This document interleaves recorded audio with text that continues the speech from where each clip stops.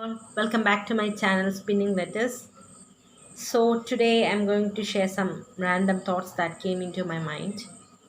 When we were children, or still if we are studying, what are the things we are studying in schools and colleges? Like we study history, we study maths, we study physics, we study all of those subjects.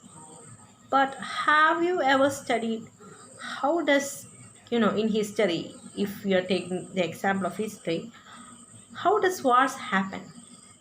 I mean, what is the process behind it? What is the planning behind a war?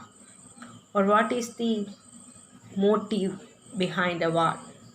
Have we ever studied those kind of things?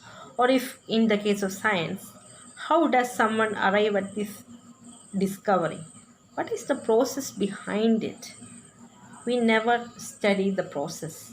We are all studying the facts, at least in India. And we are studying the methods to solve some problems. But we are not actually studying the real reason behind it. So, in this changing world, people are very much unaware about what's happening around the world, including myself. Of us are unaware about the wars and things happening all over the world. If we are taking the case of war, in our schools and colleges, we used to study moral lessons, right? In our lessons, we have been always told that one should forgive our enemies. But if we are to forgive our enemies, we shouldn't be here as a nation, right?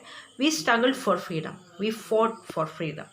That's why India as a country is now standing proud among all the nations. So ultimately, one should lose and one should win. That is the aim behind a war. Take the example of doctor and a patient. In order to cure the disease of patient, the doctor should diagnose its cause. So, in order to understand the cause behind a disease, there should be an effective communication between the doctor and the patient. If we are taking the example of our daily lives, we all have friends, right? If a fallout is happening between two friends, if they talk with each other, most of their problems will be solved. This can be applied in large scale also. If the countries are willing to communicate with each other effectively, avoiding all the boundaries, race, color, religion, and everything, every problem can be solved. Every grief and suffocation and suffering of children, women, men, everything can be solved. But for that, we need to have an effective communication.